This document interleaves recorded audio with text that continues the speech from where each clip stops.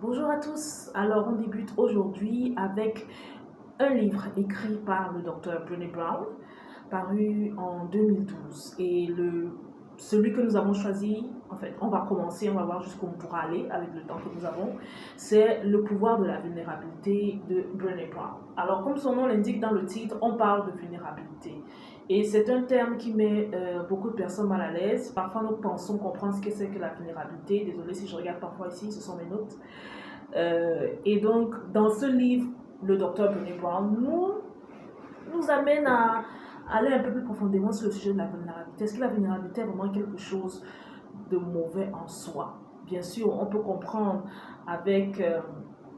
la plupart d'entre nous, nous avons été éduqués avec le sens qu'il y a un certain, vous ne devez pas permettre aux autres de voir votre fragilité, du moins les autres à l'extérieur de l'environnement familial, ou de ceux avec qui vous ne vous sentez pas en sécurité émotionnellement, physiquement ou mentalement, ou tous les trois. Et donc, dans cet ouvrage sur le pouvoir de la vulnérabilité, Brené Brown remet en question en fait notre perception de la vulnérabilité, la présentant non pas comme une faiblesse, mais comme un acte de courage en soi. Comment est-ce que c'est même possible d'admettre que être vulnérable pourrait être une force? Est-ce que ce serait possible d'admettre qu'être vulnérable pourrait présenter davantage de bénéfices que d'inconvénients?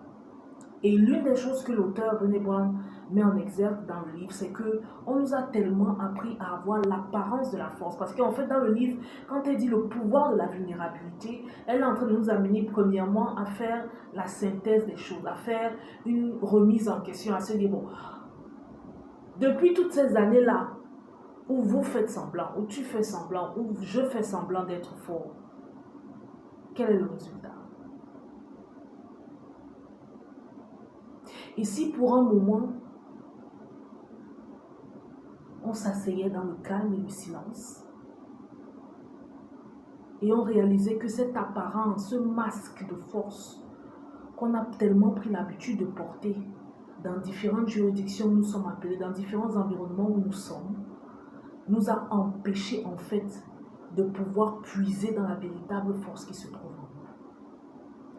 Parce que quand vous prétendez être fort, ce qui peut se passer, et elle en parle dans le livre, c'est que vous prétendez tellement être fort, vous portez le masque tellement longtemps, que même lorsque vous n'avez pas besoin de jouer la comédie, de faire semblant, vous êtes encore en train de faire semblant. Même lorsque vous êtes entre vous et vous-même, vous n'arrivez plus à être authentique. Parce qu'en fait, l'un des caractères, l'une des choses importantes qu'elle souligne dans le livre, c'est que se donner la permission, apprendre à nous redonner la permission d'être vulnérable avec nous-mêmes, nous donne la capacité d'accéder à l'authenticité, à être vrai avec nous-mêmes, à nous dire la vérité.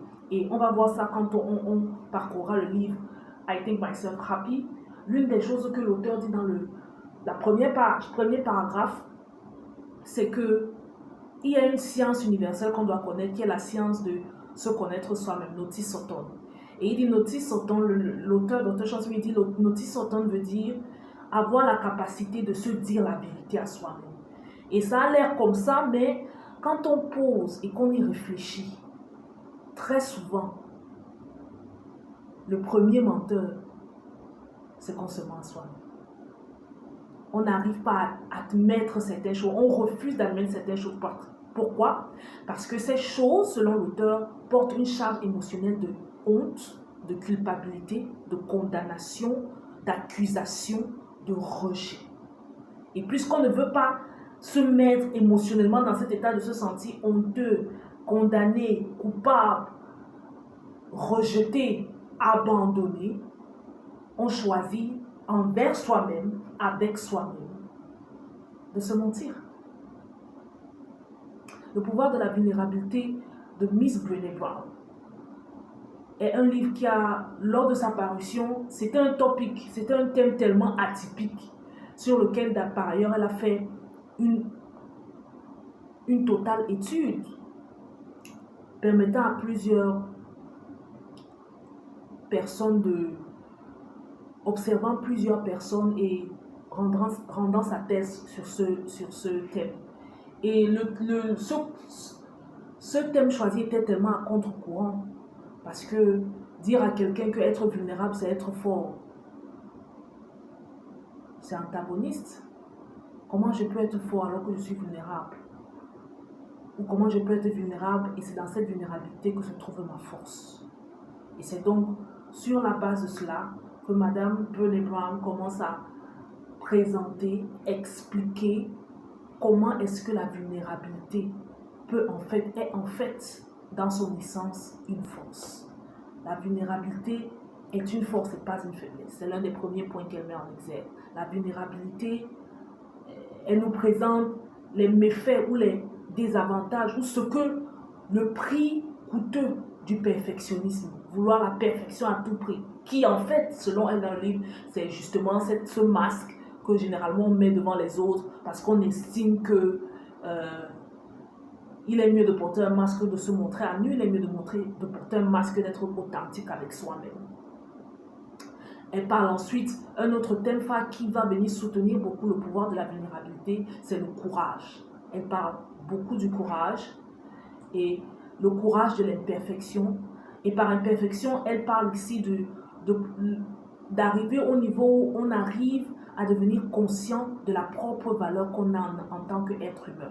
Que notre valeur ne vient pas de ce qu'on fait, ou de ce qu'on ne fait pas, ou de ce qu'on dit, ou de ce qu'on ne dit pas, mais parce qu'on est être humain, parce qu'on a le privilège de vivre cette expérience humaine, on a intrinsèquement de la valeur. Et donc, arriver à le croire et non pas simplement à le dire comme une formule magique, elle revient là-dessus. Donc, nous allons continuer parce que nous allons certainement continuer demain. Nous allons continuer demain sur le livre de Brené Brown, Le pouvoir de la vulnérabilité. Mais avant de finir, je voulais dire ceci. Comment est-ce qu'on arrive en fait à savoir que voici un best-seller? Quand on écrit un livre ou quand on voit un livre sur une étagère dans une librairie, comment est-ce qu'on arrive à percevoir, on arrive à deviner que ce livre va être un best-seller? Nous rencontrons dans le parcours que nous avons eu en tant que Books and Life, nous avons eu à lire beaucoup de livres et nous avons été approchés par beaucoup d'auteurs de livres, que ce soit des jeunes auteurs, que ce soit des auteurs dits aguerris, qui souvent se posent la question, mais quelle est finalement la recette magique, s'il y en a une, pour permettre que son livre ne soit pas oublié sur les shelves d'une librairie qui prend la poussière, mais qu'elle arrive à se distinguer, comme ça a été le cas pour ce livre, Le pouvoir de la vulnérabilité, qui au moment de sa sortie a amené les gens à se poser les vraies questions. Ça a été la même chose avec le livre de Simon Sinek, Why? Start always with why. Et comment est-ce que des livres comme ça, quand on donne le sentiment, souvent genre, oh, on a écrit, il y a sur tous les thèmes ont déjà été abordés, il n'y a plus rien de nouveau à écrire, il n'y a plus rien de nouveau à découvrir. Et ces personnes-là arrivent à amener des thèmes qui sont tellement judicieux et tellement d'actualité, tels que le pouvoir de la vulnérabilité, tels que Start with Why. Et je voudrais donc vous aider.